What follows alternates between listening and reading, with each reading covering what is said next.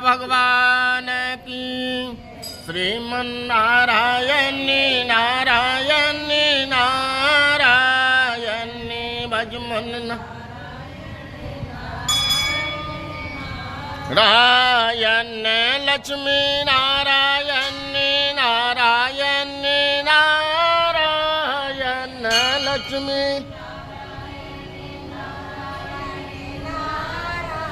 यन्ने सत्य नारायण नारायण नारायण सत्य नारायण यन्ने भजमन नारायण नारायण नारायण गुरु नारायण रायण गुरु नारायण नारायण नारायण गुरु नारायण यन्ने भजमन नारायण नारायण नारायण भजमन नारायण। बोल विष्णु भगवान की, बोल सतदेव भगवान की। अर्थ पद्म अर्थात हरिशयन एकादशी व्रत कथा। आषाढ़ मास के शुक्ल पक्ष के इस पद्म एकादशी को अधिकांश व्यक्ति देवशयनी अथवा देवसूनी एकादशी कहते हैं।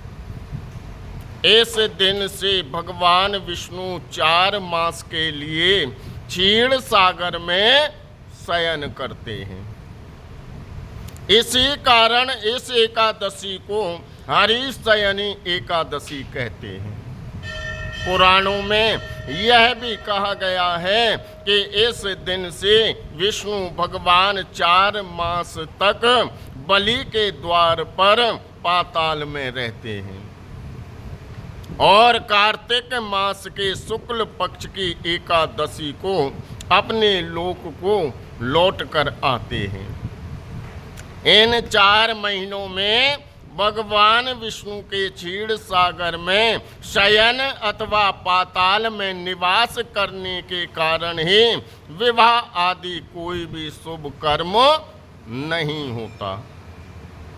यद्यपि लगभग सभी एकादशियों को भगवान विष्णु की पूजा आराधना की जाती है, परंतु आज की रात्रि से तो भगवान का शयन प्रारंभ होगा, अतः उनकी विशेष विधि विधान से पूजा की जाती है।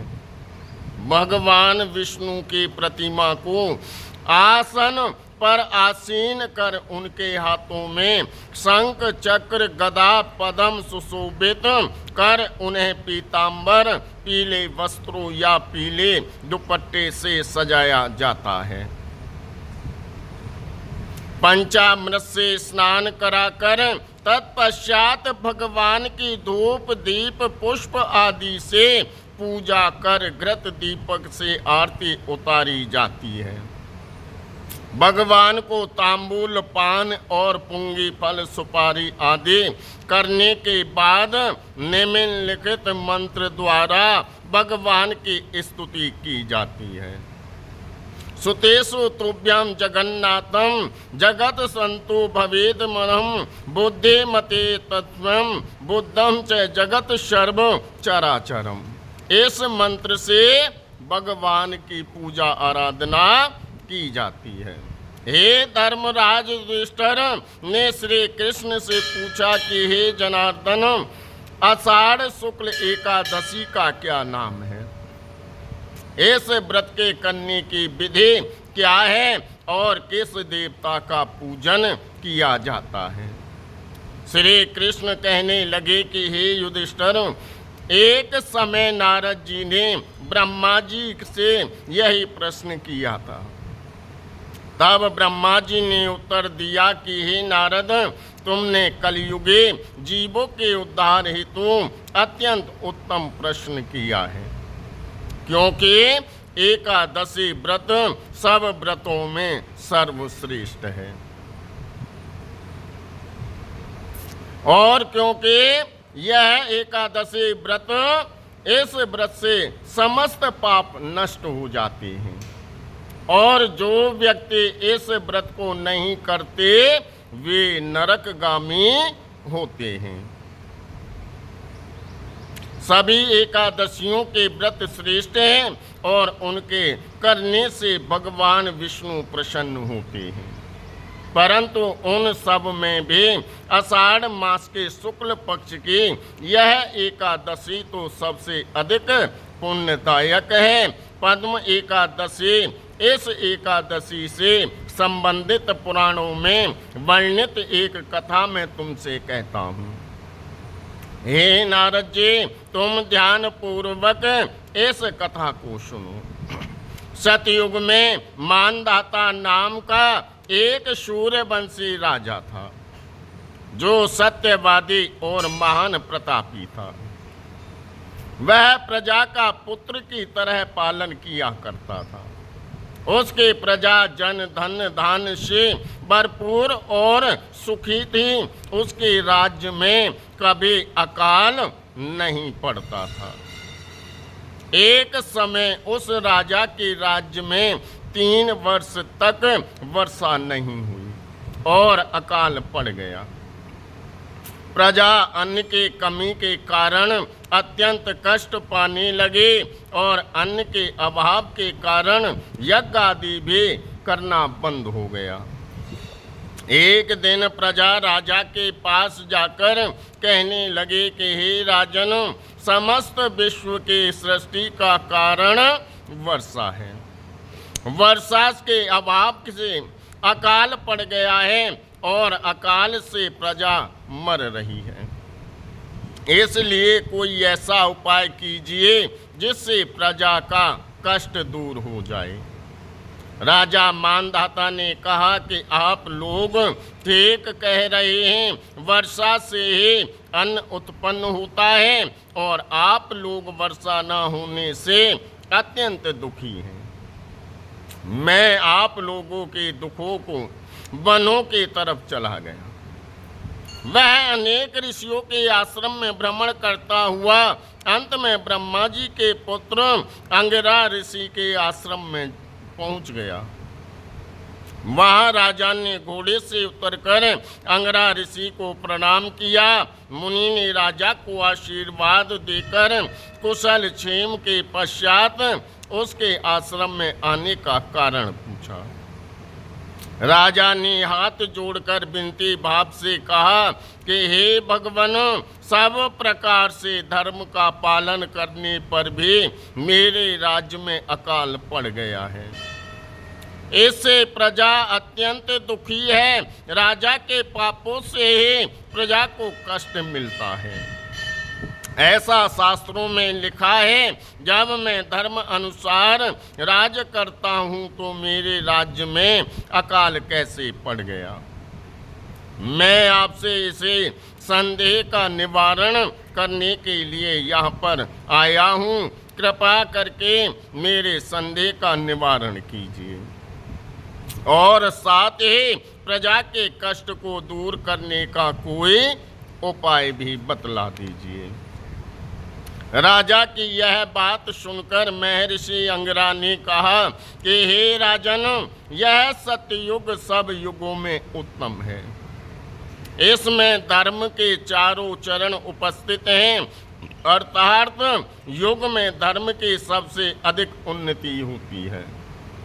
लोग ब्रह्मा जी की उपासना करते हैं और ब्राह्मणों को ही केवल वेद पढ़ने तथा तप करने का अधिकार है। परंतु आपके राज्य में एक शूद्र तपस्या कर रहा है। इसे दोष के कारण आपके राज्य में वर्षा नहीं हो रही है। इसलिए यदि आप प्रजा का भला चाहते हो तो उस शूद्र का वध कर दो।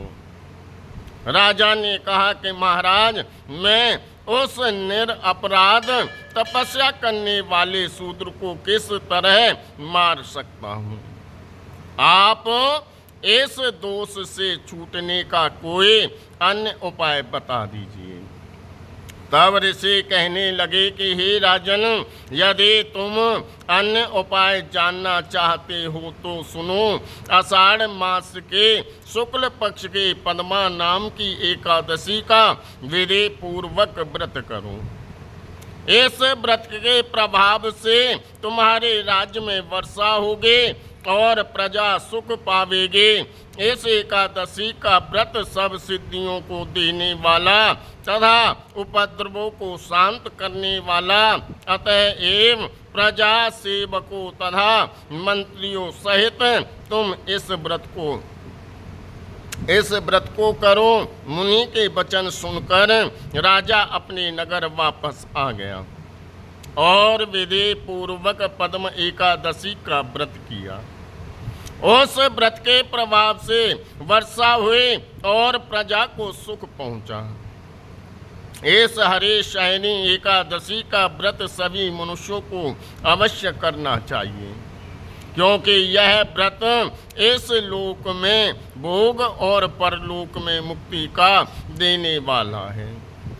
इसके कथा के पढ़ने व सुनने मात्र से ही मनुष्य के समस्त पाप नष्ट हो जाते हैं। बोल विष्णु भगवान श्री कृष्ण गोविंद हरे मुरारी नाथ यन वासुदेवा श्री कृष्ण गोविंद हरे मुरारी नाथ यन वासुदेवा हे नाथ नारायण वासुदेवा हे नाथ यन वासुदेवा श्री कृष्ण गोविंद हरे मुरारी नाथ रायण वासुदेवा श्री कृष्ण गोविंद